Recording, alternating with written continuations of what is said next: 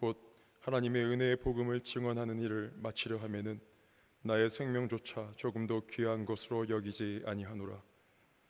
천지를 창조하시고 온 땅의 주인이신 하나님, 우리 인생의 주인이신 하나님, 주의 이름을 찬양합니다. 우리는 잠깐 있다 사라지는 안개처럼 보잘것없는 존재들임에도 불구하고 주께서 언제나 동일하게 불꽃 같은 눈동자로 저희를 굽어 살피시고 주의 지팡이와 막대기로 아니하시니 우리가 무엇으로 주의 사랑을 갚을 수 있겠습니까? 무엇보다 예수 그리스도의 보혈의 공로로 자격 없는 우리를 의롭다 칭하시고 주의 자녀 삼아 주시니 우리의 부족한 입술로 어찌 주의 은혜를 다 고백할 수 있겠습니까? 하늘을 두루마리 삼고 바다를 먹물 삼아도 한없는 주의 사랑 다 기록할 수 없음을 고백합니다. 하지만 저희는 주의 뜻을 온전히 따르지 못했음을 이 시간 주께 고백합니다. 아무든지 나를 따라오려거든 자기를 부인하고 날마다 제 십자가를 지고 나를 따를 것이니라 예수님 말씀하셨거늘 우리는 우리의 자신을 부인하지 못했고 세상의 염려와 걱정으로 주께서 주신 십자가를 온전히 지지 못했습니다. 저희들의 믿음 없음을 용서하여 주옵소서. 저희들의 연약함을 긍휼히 여겨 주옵소서. 우리는 주의 은혜가 아니면 살아갈 수 없사오니 주의 자비와 은혜를 우리에게 더하여 주옵소서. 좌로나 우로나 치우치지 아닌 믿음 허락하옵소서. 주께서 손에 쟁기를 잡고 뒤를 돌아보는 자는 하나님 나라에 합당하지 아니하니라 말씀하셨사오니 우리 손에 쟁기를 지어주신 분이 주님이심을 마음에 새기며 주께서 주신 사명 우리가 충성되이 감당하게 하소서. 그리하여 이 어둡고 썩어가는 세상 가운데 주의 빛 비추게 하시고 소금의 맛을 온전히 내게 하옵소서. 조국 5만 교회가 그렇게 되게 하옵소서. 우리 총신 공동체가 그렇게 되게 하옵소서. 땅끝까지 복음 들고 주의 복음 전하는 우리 총신인 되게 하소서. 오늘은 2일차 개강 수련회 예배로 하나님께 영광 돌립니다. 이 시간 주께서 좌정하사 우리들의 예배를 받으시옵소서. 특별히 주께서 주의 사자로 세우신 오성석 목사님을 통해 주의 말씀이 선포될 때에 포로된 자가 자유함을 얻고 눈먼 자가 다시 보게 되며 눌린 자가 참된 자유를 맛보아 알 수 있는 역사의 시간 되게 하옵소서. 찬양으로 주께 영광 돌리는 둘로스와 총신 세미나리 콰이어의 입술의 고백을 기뻐 받으시옵소서. 예배의 시종을 주께 의탁하오니 주여 홀로 영광 받으시옵소서. 예수님의 이름으로 기도드립니다. 아멘.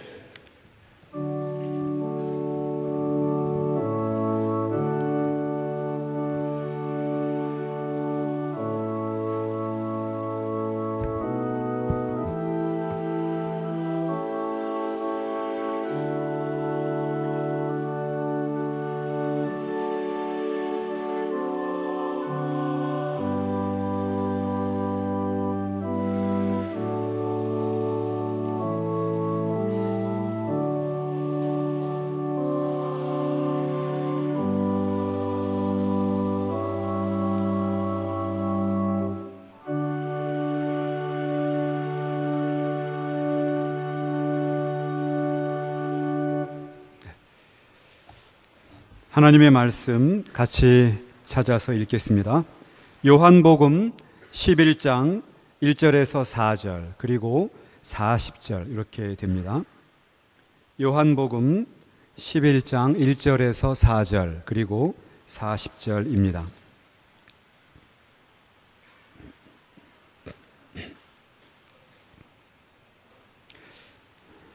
우리 다 같이 합독을 하도록 하겠습니다. 어떤 병자가 있으니 이는 마리아와 그 자매 마르다의 마을 베다니에 사는 나사로라. 이 마리아는 향유를 주께 붓고 머리털로 주의 발을 닦던 자요 병든 나사로는 그의 오라버니더라. 이에 그 누이들이 예수께 사람을 보내어 이르되 주여 보시옵소서 사랑하시는 자가 병들었나이다 하니 예수께서 들으시고 이르시되 이 병은 죽을 병이 아니라 하나님의 영광을 위함이요 하나님의 아들이 이로 말미암아 영광을 받게 하려 함이라 하시더라. 그리고 40절 뒤에 있습니다. 같이 읽겠습니다. 예수께서 이르시되 내 말이 내가 믿으면 하나님의 영광을 보리라 하지 아니하였느냐 하시니. 아멘.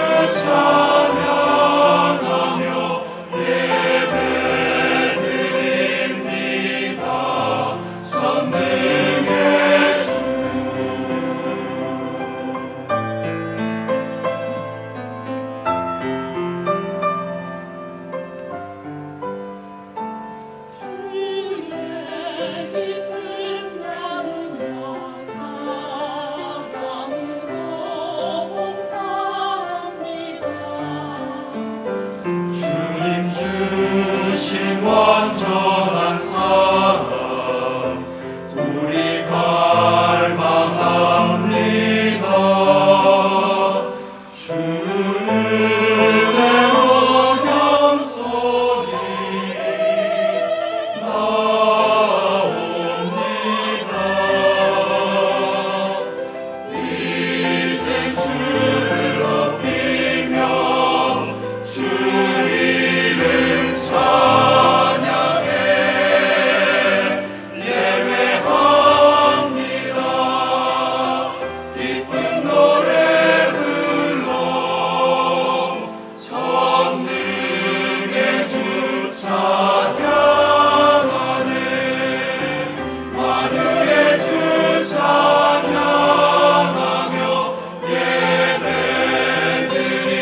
예배드립니다. 전능의 주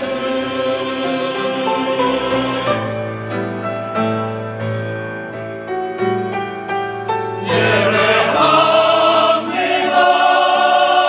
영광 돌립니다. 기쁜 노래로 찬양합니다. 만유의 주 찬양하며 예배드립니다. 전능의 주 예배합니다. 전능의 주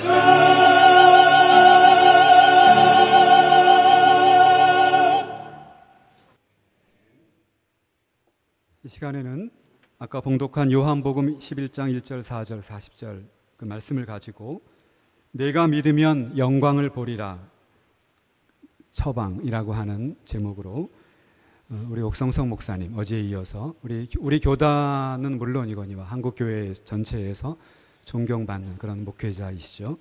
우리 사랑하는 후배들 또 우리 신학도들에게 귀한 생명의 말씀 전해 주실 때 말씀과 더불어 역사하시는 성령께서 우리와 함께 하실 줄로 믿습니다. 목사님 나오셔서 말씀 증거해 주시겠습니다.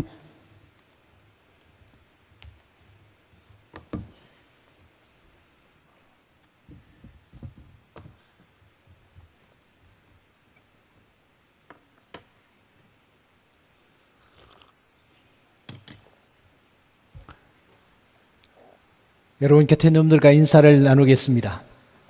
오늘 주님을 만날 것입니다. 오늘 주님을 만날 것입니다.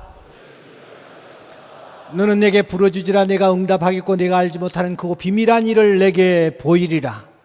부르짖을 때 역사가 나타납니다. 여러분 곁에 있는 분들 한 번 더 바라보시면서 이렇게 외치길 바랍니다. 내가 믿으면 영광을 보리라.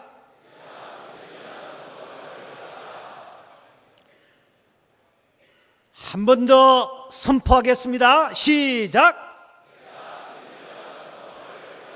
아멘.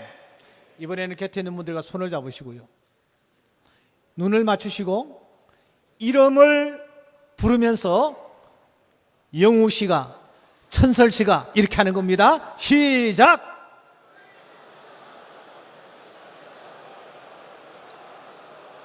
아멘. 아멘. 아멘. 아멘. 지난 토요일 오후 시간이었습니다. 담임 목사가 토요일 오후는 상당히 부담스럽습니다만 저는 한 대학병원을 신방했습니다. 그곳에서는 저를 기다리는 한 환자가 와이프와 함께 초조하게 저를 기다리고 있었습니다. 이 환자는 폐암으로 힘겹게 투병을 하고 있는 분이셨습니다.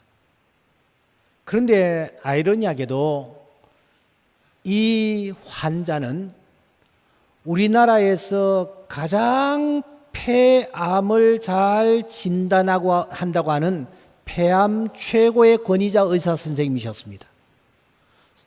현대고를 나오고 서울의대를 졸업했습니다. 그리고 미국에서 오랫동안 유학하고 마치고 돌아온 분입니다.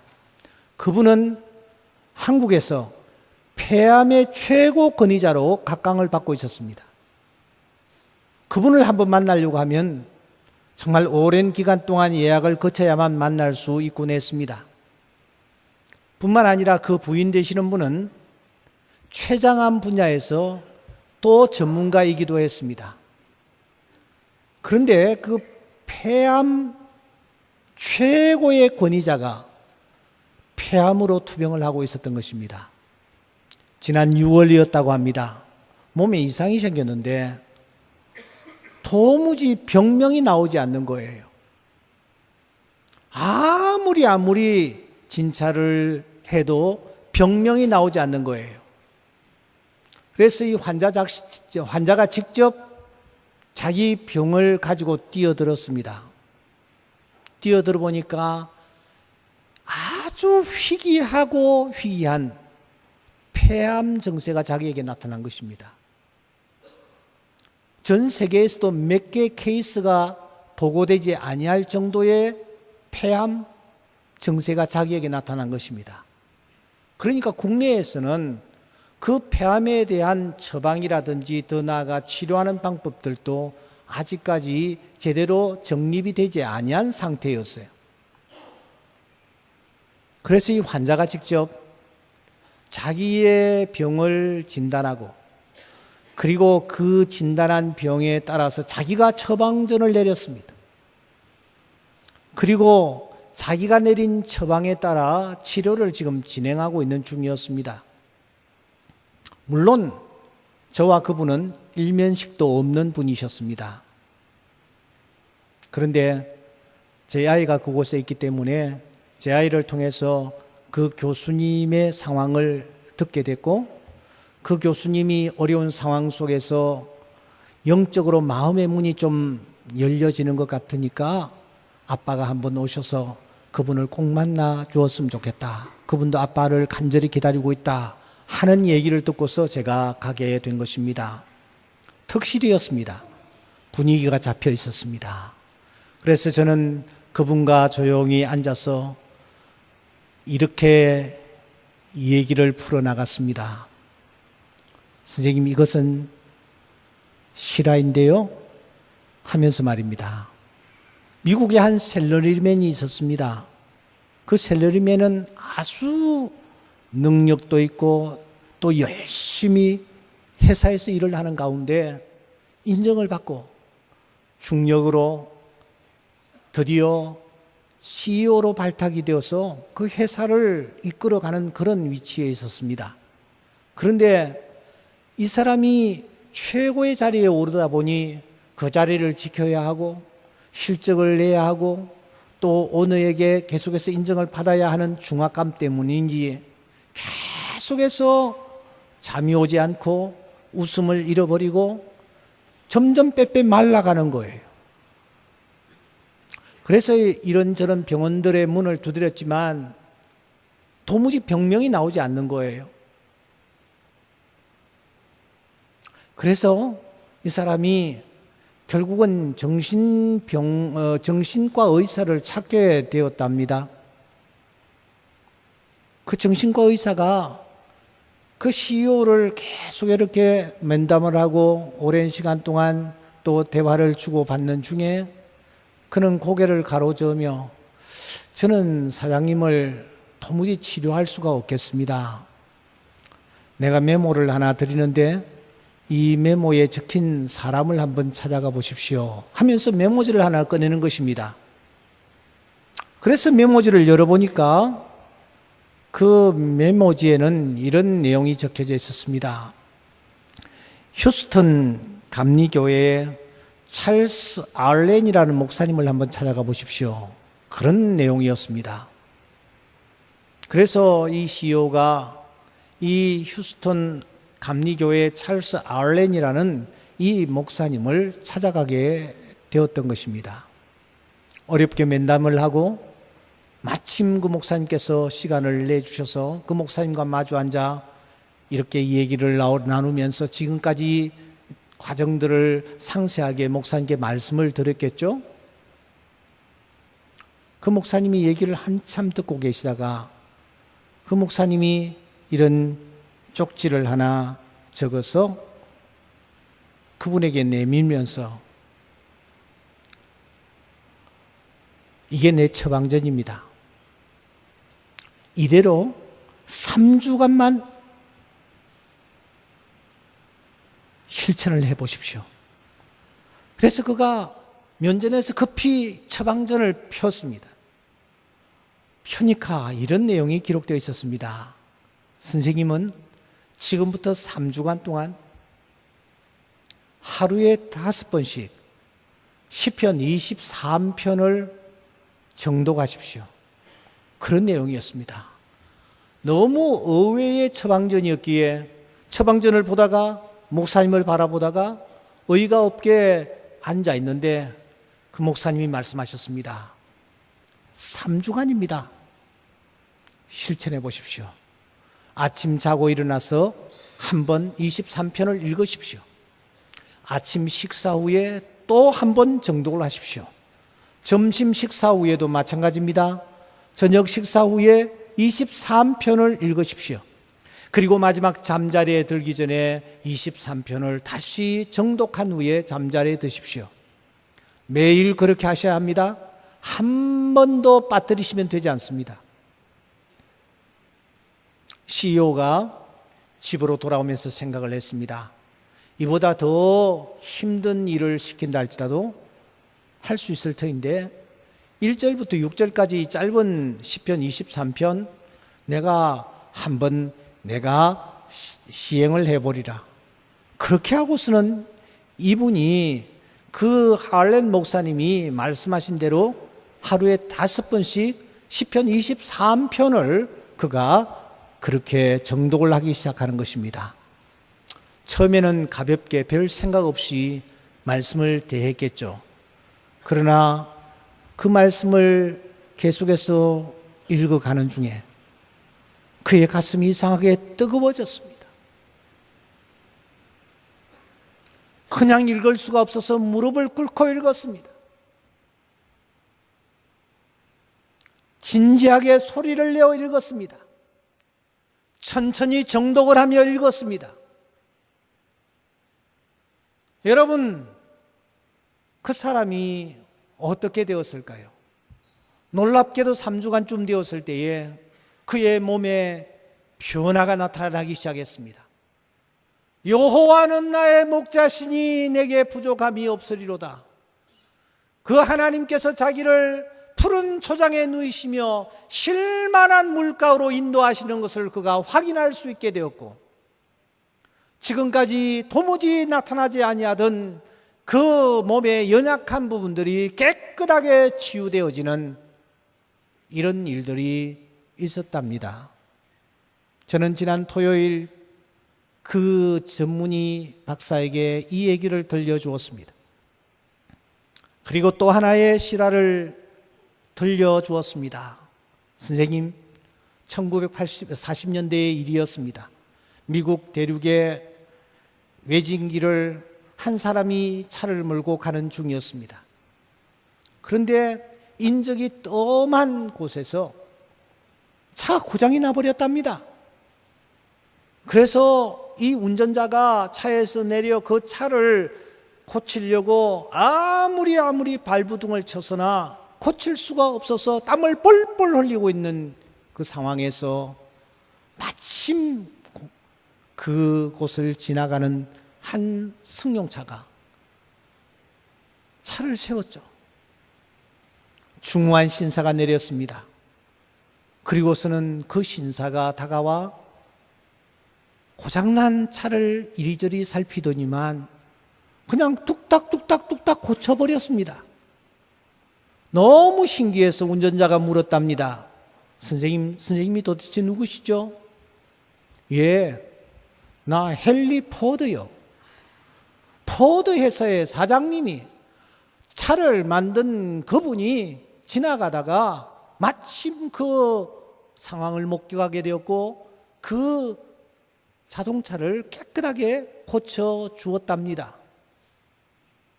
선생님은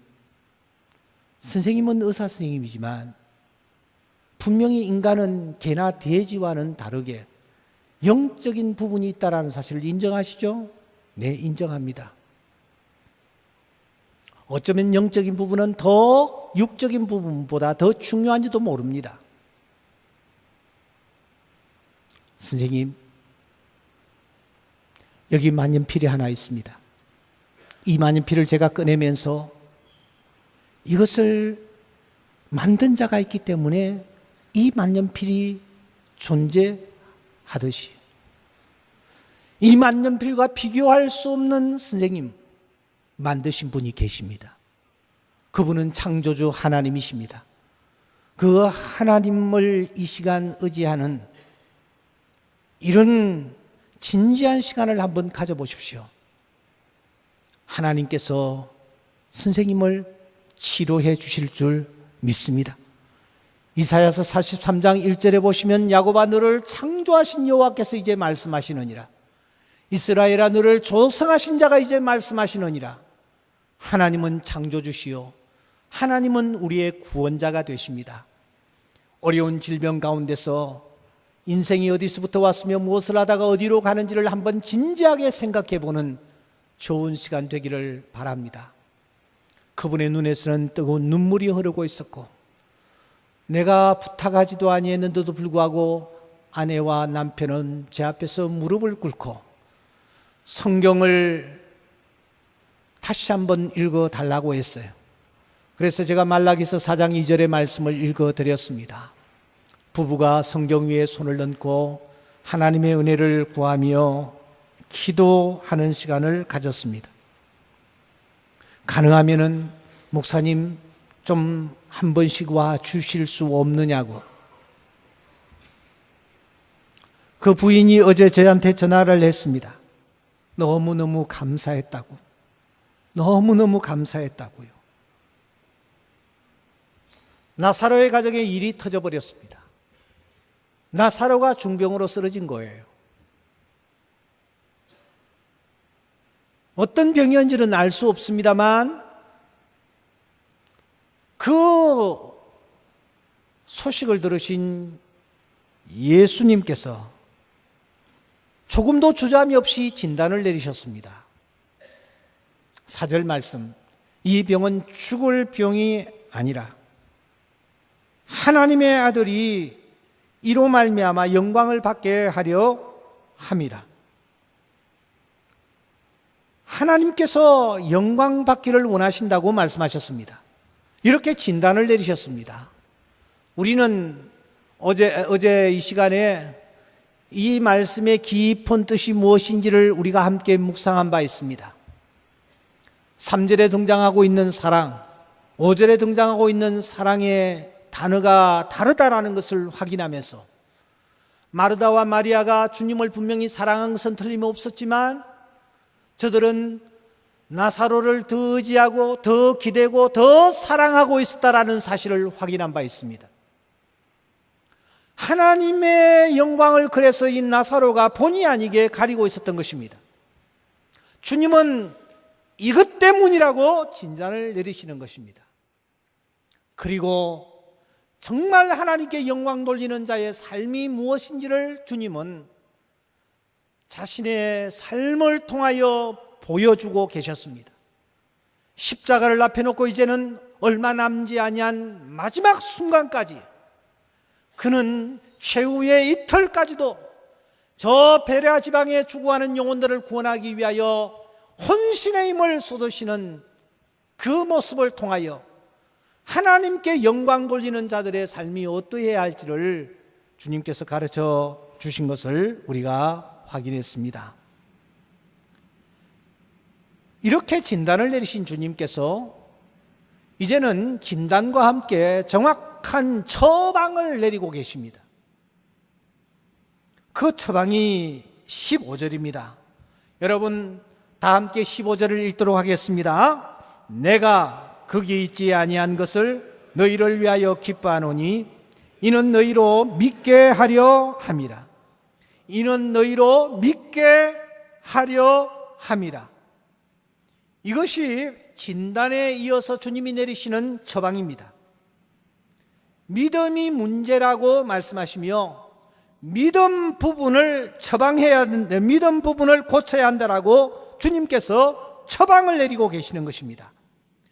믿음이 해결되어지면, 믿음이 회복되어지면, 온전한 믿음을 소유하게 되면, 하나님을 기뻐하시는 믿음의 소유자가 되기만 하면 지금 너희들이 당면한 이 문제, 너희 가정에 일어난 이 어려운 문제, 이 장벽이 해결되어지는 놀라운 일이 일어날 것이라고 주님께서 말씀하고 계시는 것입니다.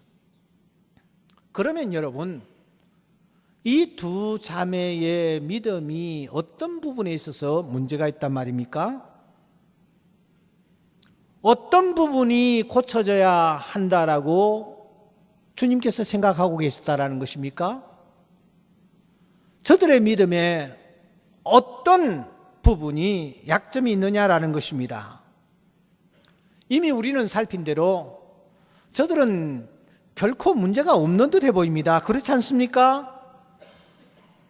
마르다는 주님을 자기 집에 초청했습니다. 음식을 접대했고요. 마리아는 주의 말씀을 들었고요. 11장 2절에 있는 대로 그 마리아는 향유를 주님의 온몸에 붓고 머리털로 예수님의 발을 씻기기까지 한 향기로운 모습을 보였습니다. 이 모든 일에 든든한 후견인이 바로 나사로였습니다. 도대체 무슨 문제가 있단 말입니까? 우리가 본받아야 할 믿음의 소유자인 것처럼 보입니다. 그런데 주님께서는 너희들의 믿음에 문제가 있다라고 말씀을 하고 계시는 거예요. 그래서 우리는 다시 한번 오늘 이 본문을 찬찬히 살피셔야만 합니다. 사건이 터졌죠? 그러자 마르다와 마리아는 사람을 급히 예수님께 보냈습니다. 상황을 고했습니다. 그래도 주님이 이상하게 오시지를 않는 것입니다. 그 와중에 믿고 의지했던 오라버니 나사로는 세상을 떠났고 장례까지 마쳤습니다. 장례가 다 끝났을 때에 주님께서 나타나셨습니다. 성격이 무척이나 급했던 마르다는 참을 수가 없었습니다. 그래서 그는 동구 밖으로 달려나갑니다. 그리고 주님을 보자마자 그는 이렇게 입을 열고 있습니다. 21절입니다. 우리 다 함께 읽겠습니다. 마르다가 예수께 여짜오되 주께서 여기 계셨더라면 내 오라비가 죽지 아니하였겠나이다. 주께서 여기 계셨더라면 내 오라비가 죽지 아니하였겠나이다. 동생 마리아도 같은 마음이었던 것 같습니다. 하지만 무척이나 정적이고 다소곳했던 이 마리아는 예수님이 오신다는 얘기를 듣고서도 그는 마중을 나가지 않고 집안에 머물므로 자기의 감정을 예수님께 전달하고 있습니다. 그러다가 마지못해서 이 마리아가 예수님 앞에 나타납니다. 그분 앞에 엎드렸습니다. 그리고 그녀가 또 무엇이라고 얘기를 합니까? 여러분 32절을 주목하시기 바랍니다. 중요하기 때문에 우리 한 번 더 같이 읽겠습니다. 시작. 마리아가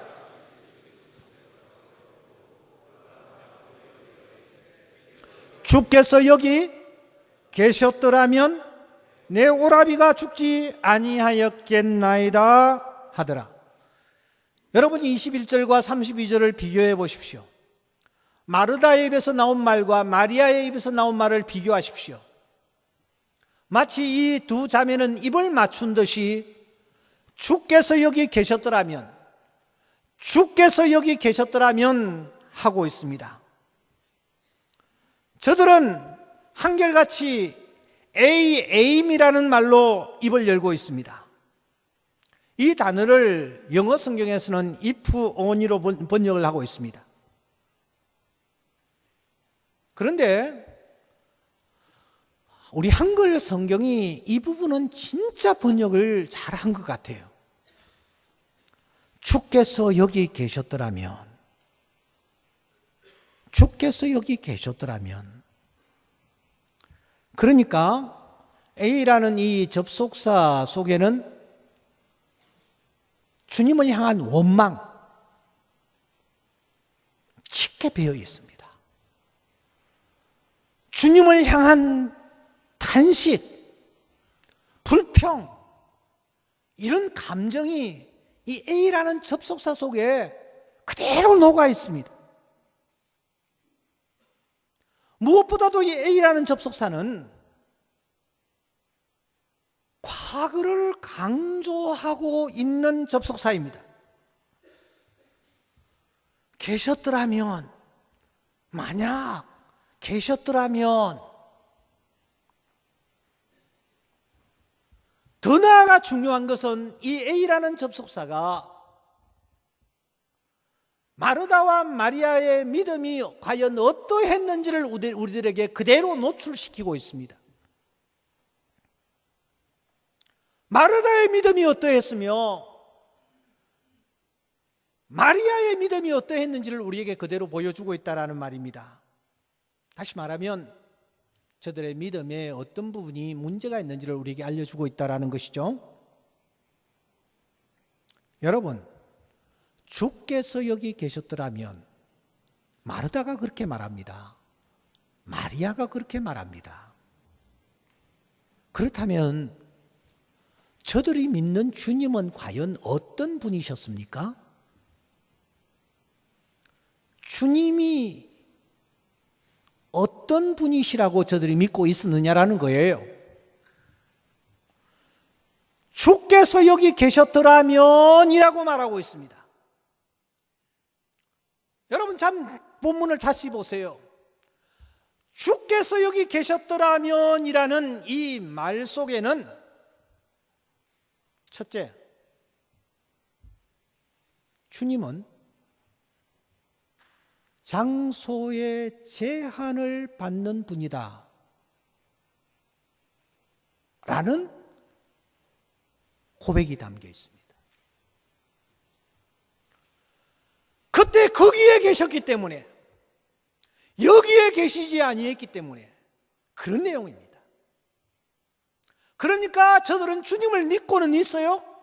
주님을 믿고는 있는데 그 주님은 어떤 분이냐? 그 주님은 장소의 제한을 받는 분이시다. 그렇게 믿고 있었다라는 거예요. 둘째, 주께서 여기 계셨더라면 이라는 말 속에는 주님을 믿고는 있지만 주님은 시간의 제한을 받는 분이다 라고 믿고 있다라는 거예요. 가능했으나 지금은 가능하지 않다라는 고백이 담겨 있기 때문입니다. 예수님을 믿지 않는 것이 아니에요. 예수님을 믿고 있어요. 예수님을 믿고 있는데 예수님은 시간의 제한을 받는 분이다, 그렇게 믿고 있다라는 거예요. 마지막으로 주께서 여기 계셨더라면이라는 이 말 속에는 주님을 믿고는 있는데 그 예수님은 능력의 제한을 가지고 있는 분이다 라고 믿고 있다라는 거예요. 그때 그 일은 행하실 수 있지만 지금 이 일은 행하실 수 없다라는 뜻이 담겨져 있기 때문입니다. 감기 정도는 고치실 수 있지만 암은 고치실 수 없다라는 고백과 다를 바가 없는 것입니다. 다시 한번 정리합시다. 마르다와 마리아가 주께서 여기 계셨다면 라고 고백하고 있는데 이 고백 속에는 주님을 믿지 않는 것이 아니에요. 주님을 믿어요. 주님을 믿고 있는데 이 주님은 어떤 분이냐? 그분은 장소의 제한을 받으시는 분이시다. 시간의 제한을 받으시는 분이시다. 더 나아가 능력의 제한을 받으시는 분이시다. 그런 분으로 저들이 믿고 있다라는 거예요.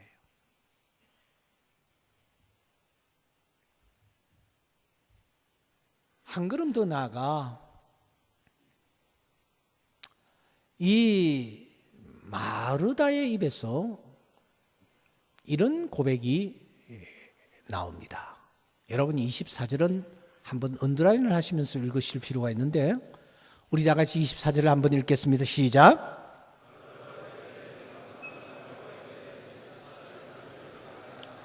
자, 보세요. 마르다가 이렇게 말합니다. 예수님, 지금 내 오라버니가 세상을 떠났는데 냄새가 나는데 언제 다시 살아난다고요? 언제요? 마지막 날 부활에는 다시 살아날 것을 내가 믿습니다. 다시 말하면 예수님께서 마지막 날 부활에는 내 오라버니를 살려주실 줄 믿습니다. 그렇게 고백하고 있어요. 그러니까 우리가 이 마르다와 마리아가 가졌던 이 믿음을 정리한다고 하면 이 마르다와 마리아는 철저하게 과거에 사로잡혀져 있습니다. 그때 그 장소에 그곳에 주님이 계셨다면 그때 껄껄껄껄 합니다. 그러다가 이 마르다와 마리아는 먼 미래로 날아가 버립니다. 과거에 집착하고 있다가 미래로 날아가 버리는 것입니다. 한마디로 이 마르다와 마리아의 믿음은 현재 내 삶의 현장에 지금 여기에 역사하시는 주님을 믿지 않고 있었다라는 거예요.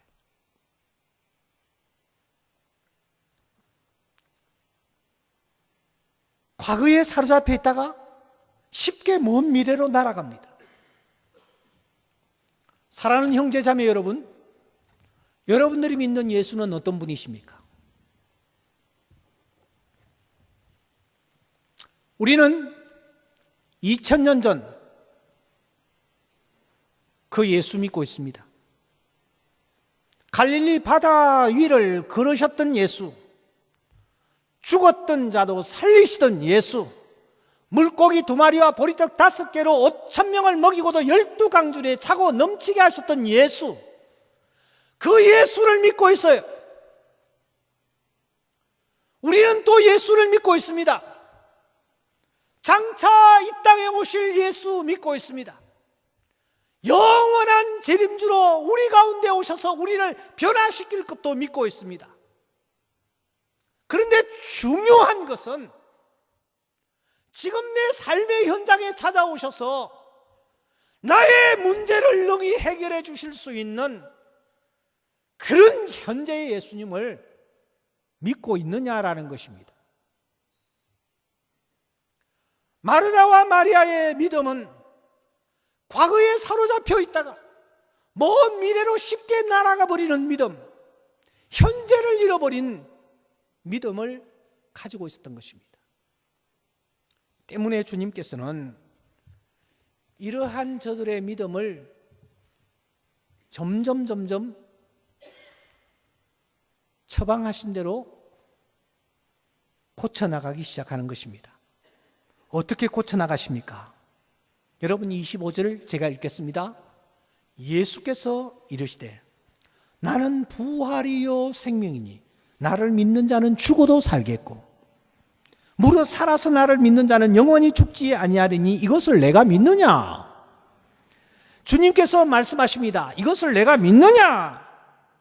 여러분 지금 이 25절과 26절 말씀에서 가장 중요한 단어는 무엇이라고 생각합니까? 부활? 생명?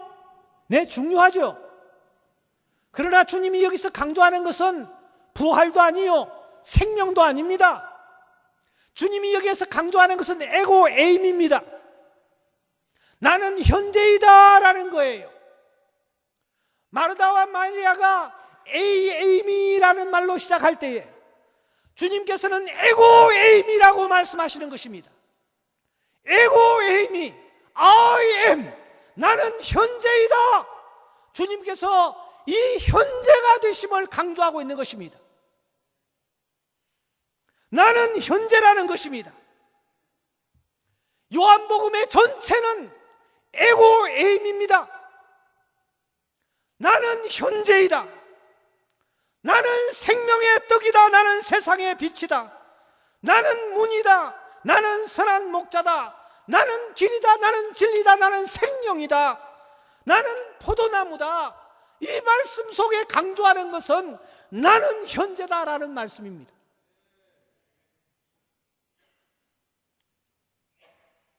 그 옛날 호렙산 뜰기나무 가운데 하나님이 나타나셨습니다. 모세가 너무너무 놀라 뜰기나무 가까이 다가갔죠. 모세가 하나님을 만난 것입니다. 하나님, 내가 만난 하나님을 제가 어떻게 소개하면 되겠습니까? 그때 하나님께서 말씀하셨습니다. I am that I am. 나는 현재다. 나는 현재다. 현재라는 사실을 알려주라고 말씀을 하셨습니다. 믿음이 무엇입니까? 믿음은 주님이 현재이심을 내가 믿는 것입니다. 내 삶의 현장이 어떠하다 할지라도 이곳에 주님이 나와 함께 하시며 나의 문제를 해결해 주실 수 있는 주님이심을 내가 믿는 것입니다.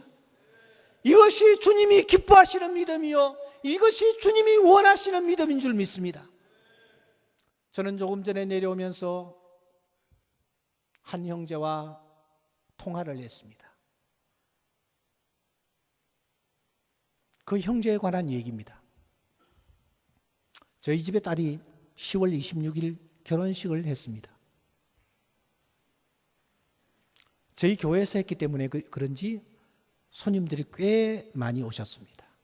그래서 저와 제 아내는 오는 손님들을 맞아드리기 위해서, 인사드리기 위해서 분주하게 서서 악수를 하고 있었습니다. 그런데 이상하게 제 코앞에 냄새가 탁 나는 거예요. 땀 냄새 말입니다. 그래서 누굴까 하고 다시 눈을 들어보니까 잠바 차림을 한 세수도 하지 않고 수염도 깎지 아니한 한 형제가 제 앞에 불쑥 나타난 거예요. 옥 목사, 네요.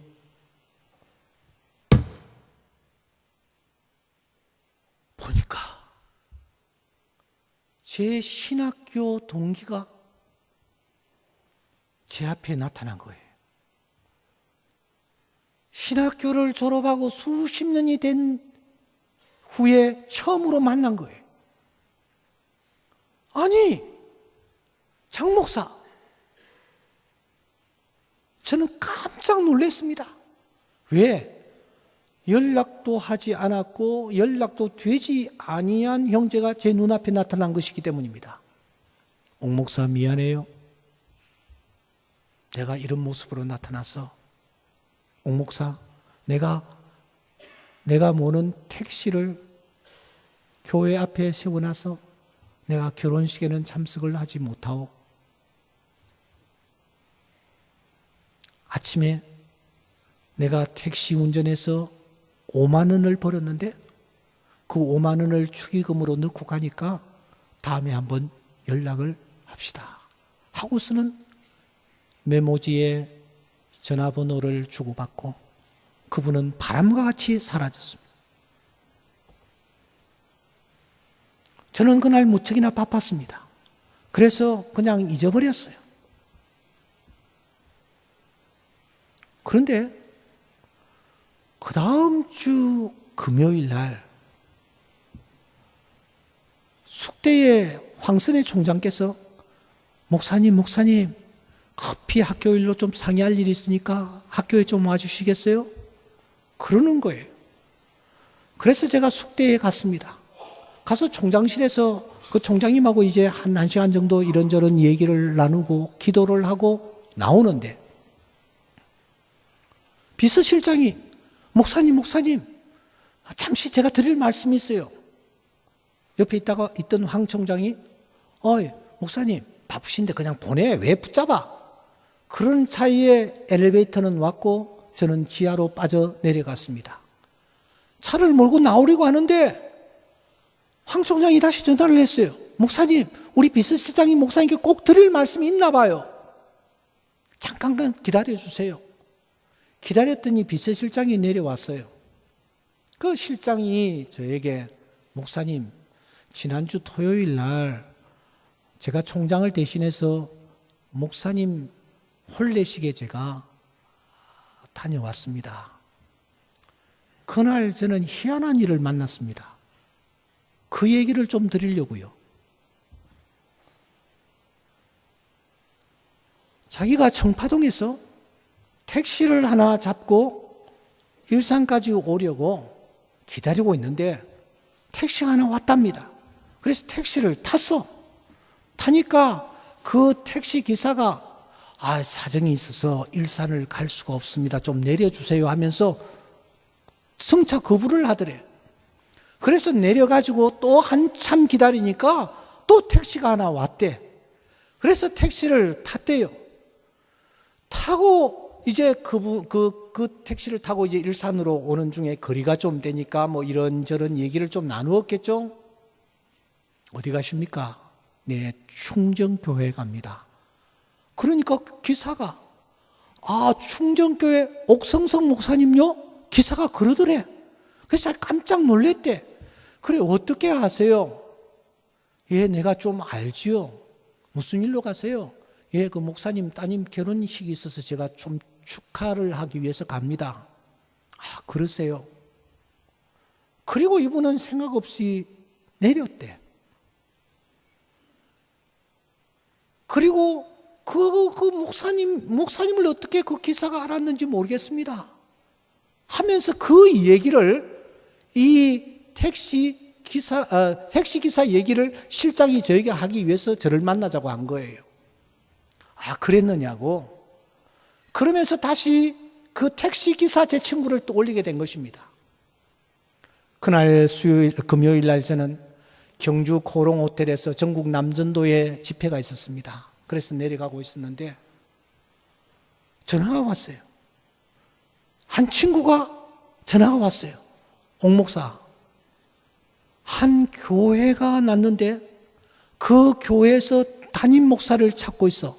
내가 임시당회장인데 옥 목사, 당신 신실한 목사님 한 사람 소개해 줬으면 좋겠어. 이러는 거예요.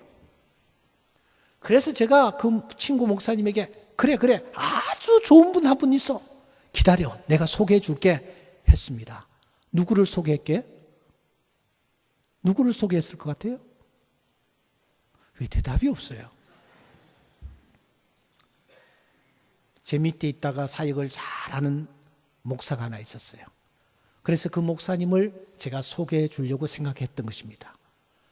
그래서 전화를 끊고 그 목사님에게 전화를 했는데 3번이나 전화를 해도 그 목사님이 전화를 안 받으시는 거야.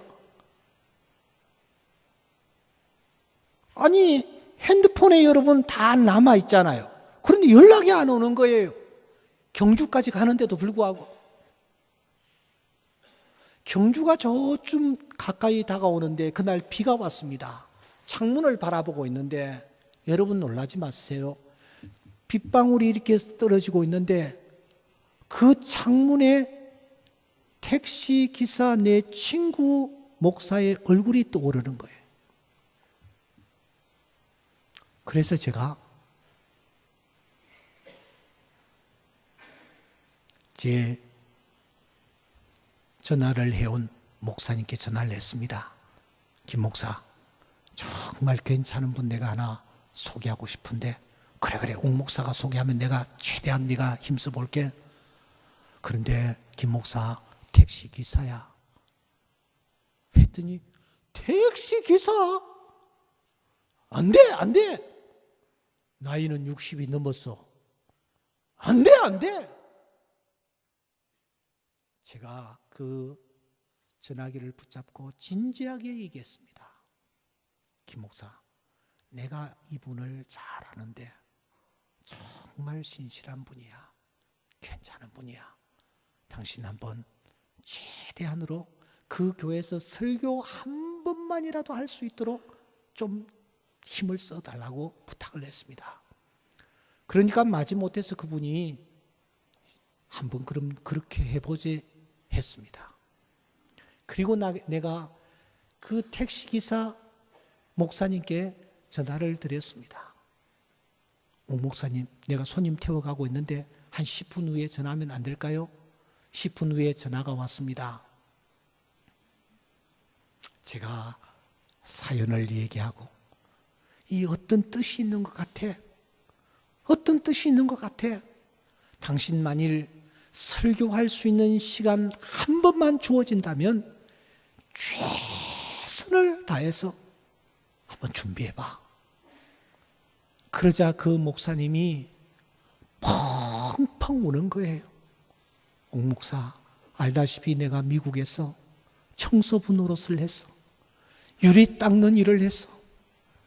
한국에 돌아와서 아무리 사역지를 찾아도 사역지가 없어서 내가 지금 택시 기사를 하고 있어. 나이는 이미 60이 넘어버렸고 더 이상 소망이 없는 상황에 있어. 이제는 끝인가? 이제는 소망이 없는가? 라고 생각될 때마다 옥 목사, 나는 아침에 핸들을 잡으면서 핸들 앞에서 핸들을 붙잡고 기도를 한다네. 하나님, 이 조그마한 공간이 하나님께 예배를 드리는 예배 처소가 되게 하시고 내 뒤에 타는 손님이 나로 말미암아 하나님을 만나는 역사가 일어나게 해 주시옵소서. 이렇게 내가 매일같이 기도하면서 운행을 하고 있다네. 옥 목사, 기회가 한 번만 주어질 수 있다면 난 한번 최선을 다해 볼게. 그래서 전화기를 붙잡고 자기도 울고 나도 울고. 여러분, 놀랍게도 하나님이 그 현장에서 하나님이 살아계심을 믿고 예배했던 예배자 운전사를 긍휼히 여겨주신 것 같아요. 12월 28일 그는 위임 목사로 청병을 받게 됩니다. 4월 5일 식목일 날 그는 위임식을 행하게 됩니다. 그날 제가 설교자로 청함을 받아 갔습니다.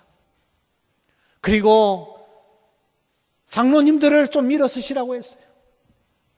장로님 장로님들은 이 목사가 택시기사였다는 사실을 아셨습니까? 예, 알았죠. 장로님, 이분이 사역지가 없어서 청소부 노릇을 했다는 사실을 아십니까? 예, 알았습니다. 그런데 어떻게 담임 목사로, 위임 목사로 청빙을 하게 되었습니까? 목사님, 우리는 목사님의 설교를 들으면서 그런 것들이 별로 중요하게 느껴지지 않았습니다. 그는 지금 이 이천에서 해피하게 사역을 잘하고 계십니다. 오늘 아침에도 오면서 장 목사, 얼마나 감사한지 모른다고, 이게 꿈이냐 생시냐 하면서 사역을 하고 있다라는 거예요.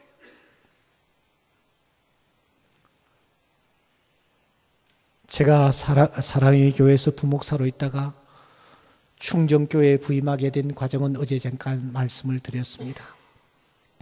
36살, 용기도 있었고 자신만만하기도 했습니다. 사랑의 교회에서 했던 제자훈련 사역을 접목시키면 이 교회도 정말 아론의 지팡이에서 싹이 났듯이 역사가 일어날 것이다 라는 그런 확신과 믿음을 가지고 씨를 뿌렸습니다. 그런데 여러분, 무려 10년이라는 세월이 흘렀는데도 불구하고 열매가 없는 거예요. 교인들은 모두 다 행복해합니다. 교인들도 숫자가 늘었다 놨다고 좋아합니다. 그러나 내가 가지고 있던 기도의 제목과 내가 가지고 있던 꿈과는 너무너무 거리가 멀기에 좌절할 수밖에 없었어요. 머리는 점점 휘어지고 모든 사람들은 다 앞서 달려가고 혼자서 처진 듯한 그런 비참한 모습으로 저는 캄캄한 굴 속에 던져져 있었습니다. 울지 않을 수 없었습니다.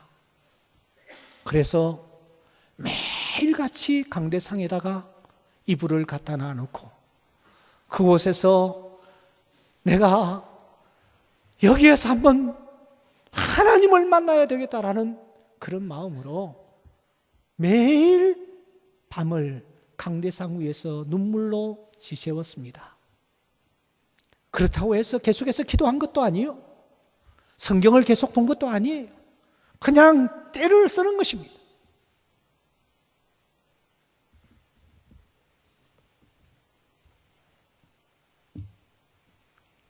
그러던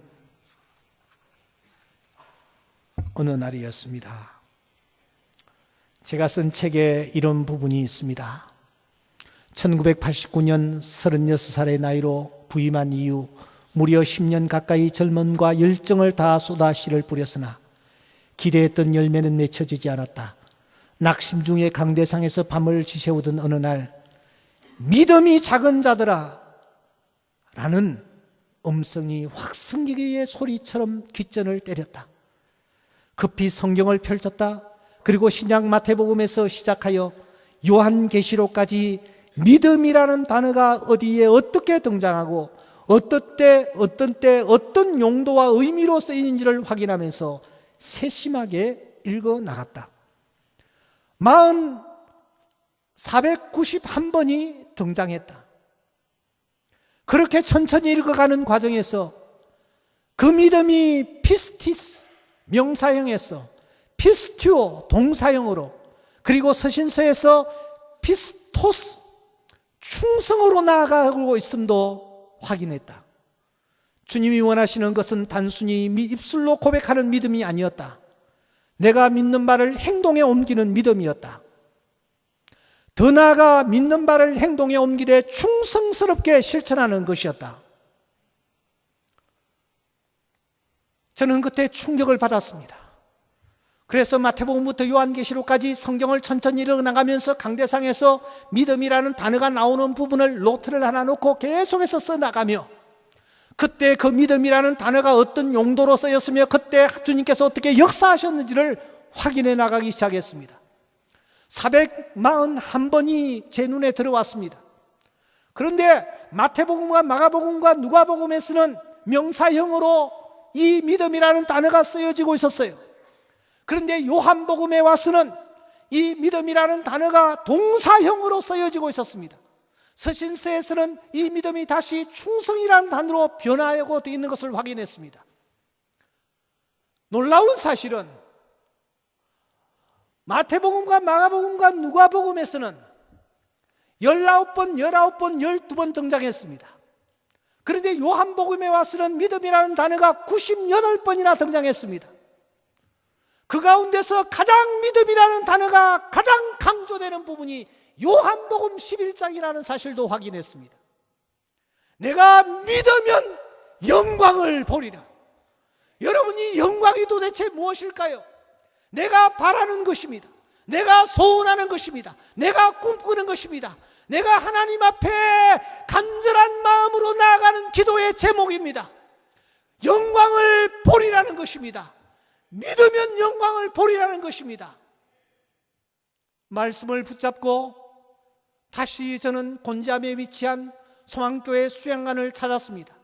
411호는 내가 자주 찾는 곳이었습니다. 6월 초순 비가 억수같이 쏟아지던 날, 저는 금식을 하여 도무지 몸을 가눌 수 없는 그런 몸으로 그 가파른 뒷산으로 올라갔어요. 올라가서 몇 시인지도 모르는 그 깊은 밤에 풀뿌리를 붙잡고 나뭇가지를 붙잡으며 그냥 길도 아닌 길을 올라가는 것입니다.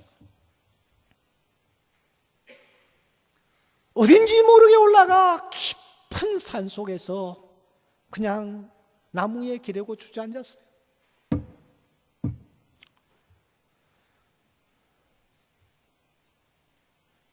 하나님이 데려가셨으면 좋겠다. 그러면 교인들은 금식하다가 목사님이 부름을 받았다 이렇게 하지 않겠는가 하는 생각이 들었어요. 아내 앞에서도 자식들 앞에서도 흘리지 못한 눈물들을 그날 밤에 얼마나 쏟았는지. 눈을 감고 주저앉아 있는데 제 앞에 여러분 밭이 하나 펼쳐지는 거예요. 그래서 이 밭이 도대체 뭔가 하고 눈을 감은 채로 가만히 바라보니까 마태복음 13장 44절에 있는 밭이었어요. 여러분 잠시 한번 펴보시겠습니까? 13장 44절에 있는 밭이었습니다.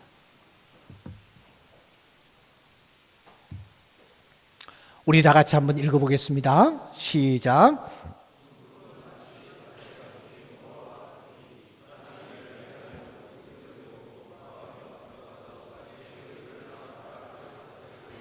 예, 이 밭이 펼쳐지고 있는 것입니다. 성경을 그대로 한번 펼쳐놔 보시고요. 그런데 제가 눈을 감고 있는데 제 귀에 이런 음성이 들리는 듯 했습니다. 아니, 제 마음에 분명하고 똑똑한 질문이 쏟아지기 시작했습니다. 야, 여기에 등장하는 주인공이 밭 주인인 것 같으냐, 소작농인 것 같으냐. 그래서 제가 답을 냈죠. 소작농인 것 같습니다. 왜냐하면 샀느니라라는 단어가 있기 때문입니다. 그러자 다시 음성이 들렸습니다. 야, 여기에 보화가 언제적부터 밭에 묻혀져 있었던 것 같아? 그러시는 거예요. 그래서 제가 대답을 냈습니다. 예, 오래전부터 그 밭에 숨겨져 있었던 것 같습니다. 다시 세 번째 질문이 던져지는 것입니다. 야, 그런데 왜 지금까지 그 보화가 발견되지 않아서 하시는 것이었습니다. 그때 저는 답을 못했습니다. 분명히 그 밭은 소작하는 밭이었습니다. 소작농들이 계속 바뀝니다. 그런데 보화가 발견되지 않았던 거예요. 우물쭈물하고 있는데 다시 음성이 들립니다. 야, 이 보화가 얼마나 깊게 숨겨져 있었을 것 같아? 그러시는 거예요. 그때 저는 비로소 깨달음이 왔습니다. 이 보화는 깊게 숨겨져 있었던 것이 아니었습니다. 그런데 소작농들이 그 밭을 소작하면서 이게 내 밭이냐 이거야. 그 다음 소작농은 주인이 보냐 이거야. 그 다음 소작농은 내가 뭐 깊게 쟁기를 내릴 필요가 뭐가 있느냐. 그 다음 소작농은 내가 뭐 가장자리까지 내가 밭을 일굴 필요가 뭐가 있느냐. 또 그 다음 소작농은 내가 이 밭에 있는 돌을 내가 주워내서 옥토를 만들 필요가 뭐가 있느냐. 나는 갈 사람인데 내 밭도 아닌데 주인도 보지 않는데 그런 마음으로 그 밭을 소장한 거예요. 그런데 오늘 본문에 등장하고 있는 주인공은 생각이 달랐어요. 내 밭이 아니지만 내 밭인 것처럼, 주인이 보지 않지만 주인이 보는 것처럼 가장자리까지 쟁기를 내리되 좀 깊게 내리고 돌멩이가 있으면 주워내고 하던 그는 어느 날 쟁기 밑에 뭐가 덜크덩하고 걸리는 거예요. 그래서 이 돌도 주워내야지라고 생각하고 그가 그 돌을 주워내기 위하여 그 부분을 확인해 보니까 놀랍게도 돌이 아니고 보화였던 것입니다. 그날 밤 울고 있는 저를 향하여 성령께서 이렇게 말씀하시는 듯 했습니다. 야, 내가 너를 위하여 보화를 숨겨놓고 있다. 내가 너를 위하여 보화를 숨겨놓고 있다. 저는 그때 항변을 했습니다. 10년 동안 봤는데요. 최선을 다했는데요. 열심히 씨를 부렸는데요. 안다. 내가 안다. 조금만 더 기다려. 저는 그 말씀이 제 귓전에 들어오지도 않았습니다. 너무 늦어서 그냥 이렇게 내려왔어요. 내려와서 너무 추워가지고서는 들어가자마자 옷을 벗고 샤워를 하고 있었어요. 물이 떨어지는데 갑자기 조금 전에 들었던 음성과 같은 음성이 제 귀에 들리는 듯 했습니다. 야, 너 그리기는 그려보았냐? 그러시는 거예요. 너 그리기는 그려보았냐? 그래서 저는 화들짝 놀라서 몸에 물도 제대로 닦지 않은 채 달려나와 성경을 폈습니다. 성경을 펴니 여호수아서 18장이 눈에 들어왔어요. 18장에 보니까 그리다라는 단어가 계속해서 등장하는 거예요. 하나님이 저들에게 가나안 땅을 주셨는데 저들은 주저하고 있었고 그리려고 하지 않고 있었습니다. 그려 가지고 오기만 하면 땅의 주인이 되는데 말입니다. 여호수아가 말합니다. 나가서 그리라고.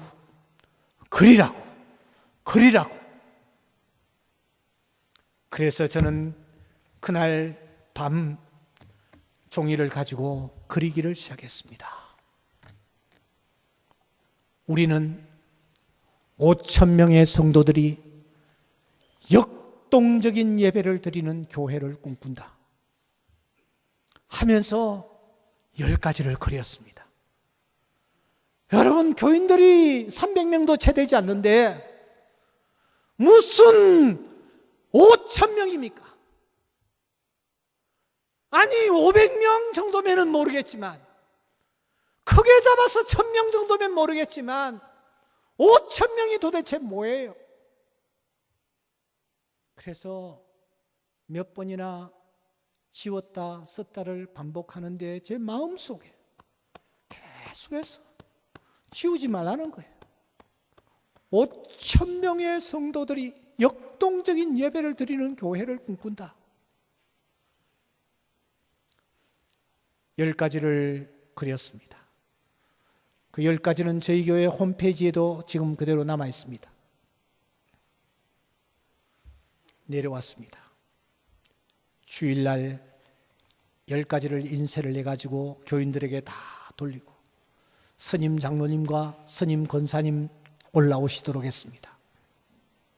그리고 손을 들고 선포를 했습니다. 충정 2020 비전이라고 선포를 했습니다. 하나! 우리는 5천 명의 성도들이 역동적인 예배를 드리는 교회를 꿈꾼다. 그런데 바로 그 순간 저 찬양대에 계시는 한 자매가 피식하고 웃더라고. 엄숙한 순간에, 그 엄숙한 순간에 피식하고 웃더라고. 왜야? 이해가 돼.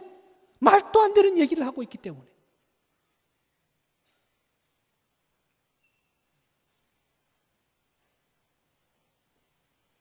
그런데 사랑하는 여러분, 하나님은 신실하십니다.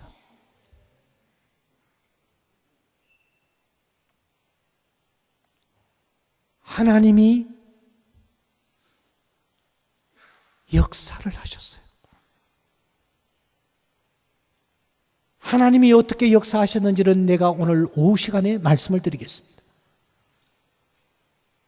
그 자매 지금도 찬양대에 앉아 있습니다.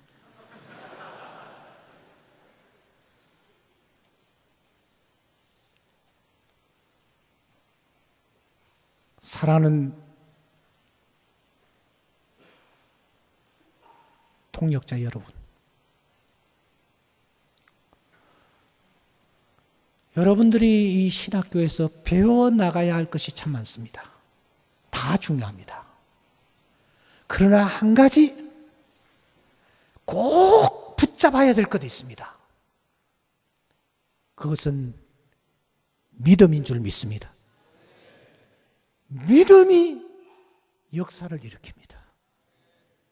주님은 믿음을 확인하십니다. 백부장의 믿음을 확인하시고 문제를 해결해 주셨습니다. 12의 혈루증으로 고생하는 여인의 믿음을 보시고 그 병을 고쳐주셨습니다. 중풍병자의 믿음을 보신 후에 역사를 일으키셨습니다. 주님은 먼저 우리의 믿음을 확인하십니다. 믿음의 사람이 될 때에 역사가 일어나는 줄 믿습니다. 그래서 바울 사도는 말하는 것입니다. 너희는 믿음 안에 있는가 너희 자신을 시험하고 너희 자신을 확정하라. 그리스도께서 너희 안에 계신 줄을 너희가 스스로 알지 못하느냐? 그렇지 않으면 너희는 버림받은 자니라. 너희 믿음이 작은 까닭이니라. 진실로 너희에게 말한다. 만일 너희에게 믿음이 겨자씨 한 알만큼만 있어도 이 산을 명하여 여기서 저기로 옮겨지라 하면 옮겨질 것이요 또 너희가 못할 것이 없으리라. 내가 너희에게 이르노니 속히 그 원한을 푸시리라. 그러나 말세에 인자가 올 때에 세상에서 믿음을 보겠느냐고 주님은 말씀하셨습니다. 3년 동안 믿음을 가슴속에 담고 사역 현장으로 돌아가는 여러분들이 될 수 있기를 바랍니다. 오늘 또 하나님은 살아 계십니다. 역사하십니다. 과거의 주님이실 뿐만 아니라 장차 오실 주님이실 뿐만 아니라 지금 여기 내 처절한 삶의 현장에서 역사하실 우리 주님을 믿는 믿음, 이 믿음의 소유자가 될 수 있기를 주의 이름으로 축원합니다.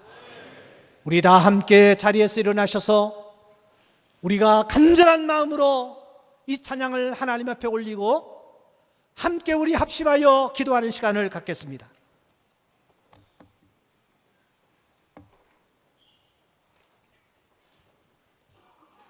인애하신 구세주여,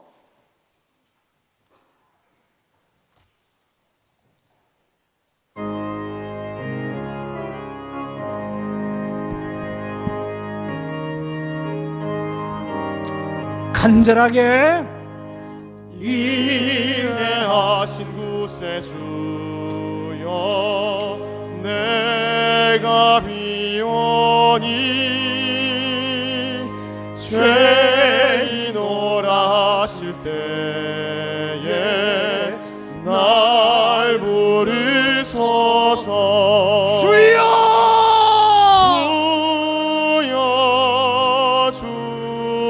주여 내가 비오니 죄인오라 하실 때에 날 부르소서. 빠르게 합시다. 자비하신 보좌 앞에 꿇어엎드려 자복하고 회개하니 믿음 주소서. 믿음 주소서. 주여 주여 내가 비오니 죄인오라 하실 때에 날 부르소서. 주의 공로 의지하여 주께 가오니 상한 마음을 고치시고 구원하소서. 주여 주여 내가 비오니 죄인오라 하실 때에 날 부르소서.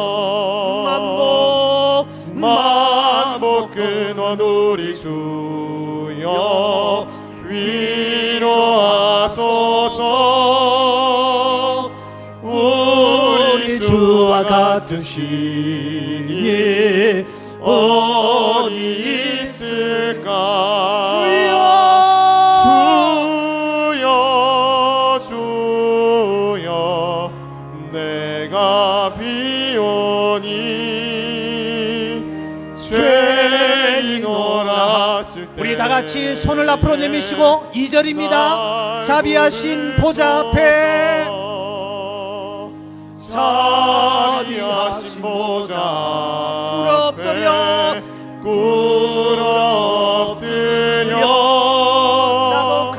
자복하고 회개하니 믿음 주소서. 믿음 주소서. 주여 주여 내가 비오니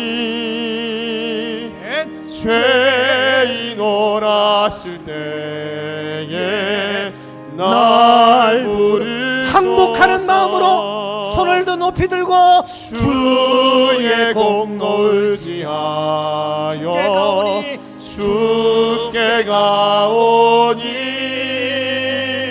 상한 마음을 고치시고 구원하소서. 간절한 마음으로 주여 주여 내가 비오니 죄인오 때에 날 부르소서. 만복 근원 우리 주여 위로하소서. 우리 주와 같으시니 어디 있을까. 주여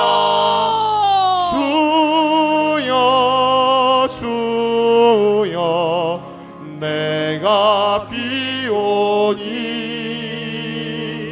죄인오라 하실 때에 날 부르소서. 주여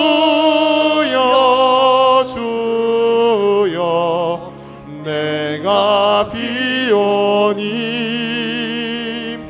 죄인오라 하실 때에 날 부르소서. 사랑하는 하구 여러분, 두 손을 높이 드십시오. 바울은 이렇게 말합니다. 무릎을 꿇고 빈다고요. 무릎을 꿇다라는 것은 형식입니다. 다윗은 손을 들고 기도했습니다. 오늘 이 시간 우리가 하나님 앞에 항복하는 마음으로 우리가 정말 믿음 안에 있는가 우리 자신들을 바라보고 확정하는 시간이 되었으면 좋겠습니다. 주여 나에게 믿음을 허락하여 주시옵소서. 과거에 역사하셨던 주님, 성경 속에 있는 주님을 믿을 뿐만 아니라 미래에 다시 재림주로 오실 그 주님을 믿을 뿐만 아니라 오늘 처절한 삶의 현장 여기에 찾아오셔서 역사하실 주님을 믿게 하여 주시옵소서. 이 믿음을 나에게 허락하여 주시옵소서. 이런 마음을 담아서 주여 한번 크게 외치고 기도하는 시간을 갖겠습니다. 주여, 아버지여, 오늘 이 시간 우리에게 믿음을 허락하여 주시옵소서. 하나님이 기뻐하시는 믿음을 소유하게 하여 주시옵소서. 성경 속에 역사하셨던 하나님, 그 하나님을 믿습니다. 그때 갈릴리에서 역사하셨던 하나님, 그 하나님을 믿고 있사오나 오늘 내 삶의 현장에 찾아오셔서 나를 주관하시며 나를 다스리시며 나에게 은혜를 베풀어 주실 주님, 그 주님을 믿지 못하고 있습니다. 쓰러져 있습니다. 좌절합니다. 주여 도와주시고 우리를 다시 한번 새롭게 하여 주시기를 바랍니다. 아버지여, 아버지여, 아버지여, 우리 다시 한번 더 하시고 성령께서 역사하여 주시기를 간절히 원합니다. 믿음의 사람들이 되게 하여 주시옵소서. 사변적인 자리에서 머물지 않게 하시고 아버지, 오늘 또 하나님이 살아계시며 전심으로 자기를 찾는 자들에게 은혜를 베풀어 주시는 분을 다시 한번 확인하면서 하나님의 뜻을 쫓아 나아가기를 힘쓰는 삶이 되어질 수 있도록 주여 역사하여 주시기를 원합니다. 주여 붙잡아 주시기를 바랍니다. 주여 함께하여 주시기를 바랍니다. 성령께서 시간 역사하여 주시옵소서.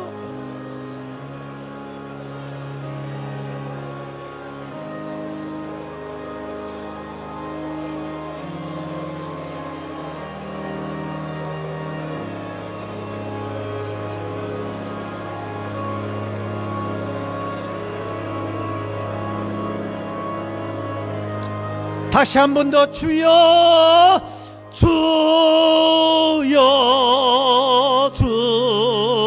주여, 내가 비오니 죄인오라 하실 때에, 죄인오라 하실 때에 날 부르소. 자비하신 보좌 앞에, 자비하신 보좌 앞에 꿇어엎드려 자복하고 회개하니, 자복하고 회개하. 믿음 주소서, 믿음 주소. 간절한 마음으로 주여 주여 주여 내가 비오니 아멘. 죄인노라 하실 때에 나 이렇게 인생 끝낼 수가 없습니다. 간절하게 주여 주여 주여 내가 비오니 죄인노라 하실 때에 죄인노라 하실 때에 날 부르소서. 손을 내리십시오. 교회의 머리이신 우리 주 예수 그리스도의 은혜와 하나님 아버지의 크신 사랑과 성령의 인도하심이 예수님이 성경 속에 계셨던 주님, 갈릴리에서만 역사하셨던 주님이 아니라 오늘 내 삶의 현장에 구체적으로 찾아오셔서 나를 살리시고 나의 나사로를 살리실 것을 믿으며 다시 한번 믿음을 새롭게 하기로 다짐하는 주의 귀한 자녀들 위해 영원히 함께 하시기를 축원하옵나이다.